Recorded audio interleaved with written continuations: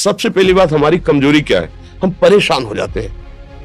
संसार में देखो तो परेशान, परमार्थ की तरफ देखो तो हम परेशान हो। ये हमारा आदत स्वभाव बन गया परेशान होना। थोड़ा सा धैर्यवान बनो, गंभीर बनो।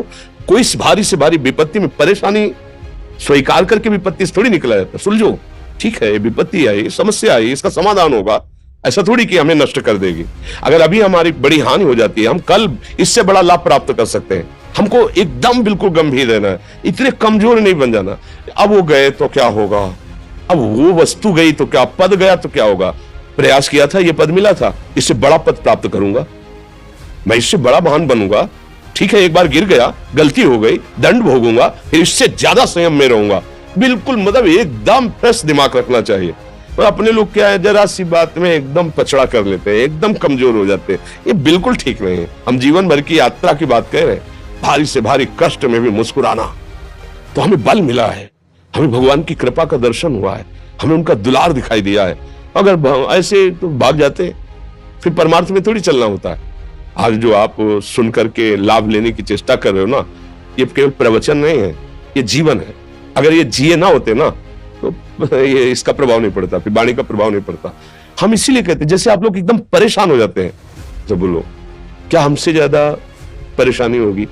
दोनों किडनी खराब, दवाई लाने के लिए पैसे नहीं, पानी रखा है हम उठ के पी नहीं सकते, भीषण शरीर में कष्ट, भीषण बुखार, क्योंकि किडनी फेल, जरा में बुखार, खाने को क्या, रोटी मांग के लाओ। अगर वहां सब्जी मिलती है तो लाल मिर्च ऐसी पड़ के मिलती थी कि पा नहीं सकते थे। आप सोचो, पानी लाना है तो मुझे लाना है, पीना है तो मुझे पीना है।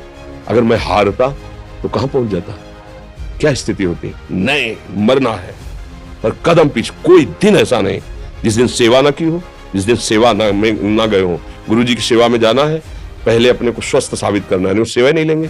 तुम बीमार हो, तुम कष्ट में, वैसे उनकी दृष्टि बड़ी शांत है। उनकी सेवा की, आके लेट गए, फिर हिम्मत की, अपनी श्री जी की सेवा की, मधुकरी नहीं गए, 3-3, 4-4 दिन भोजन नहीं गए, पर सेवा नहीं छोड़ा, दिनचर्या नहीं छोड़ी। और उसका प्रधान कारण संयम, ब्रह्मचर्य, भगवत आश्रय, नाम जप, कभी हारने नहीं दिया।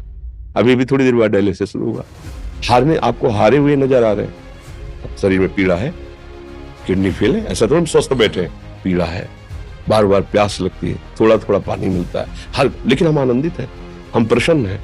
हम लड़ाई में हारे नहीं हैं, ना हारेंगे, हम जीत चुके हैं।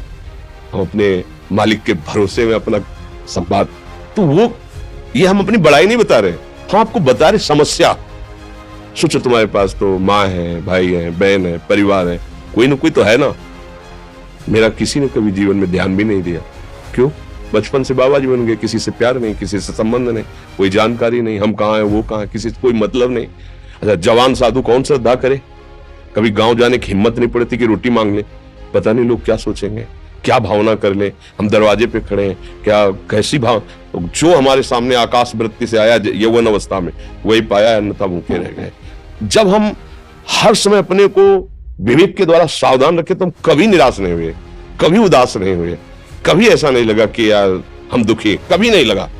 उसी का फल है कि उस सुख का संकेत मिल गया जहां दुख की निशानी भी नहीं है। वही उसी के बच्चे हो, हम सब उसी धातु से बने हुए हैं।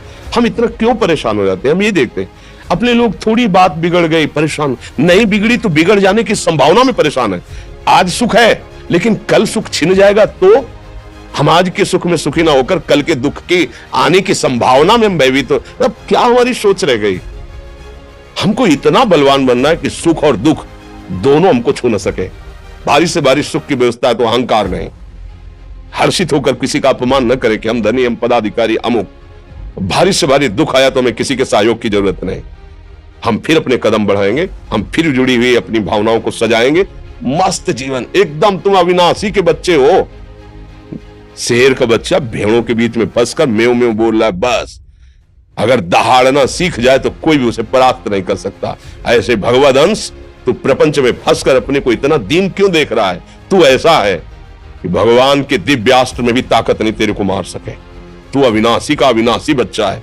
विनाशी भोगों को, विनाशी शरीर को मैं मान के इतना भयभीत, इतना दुख, ठीक नहीं।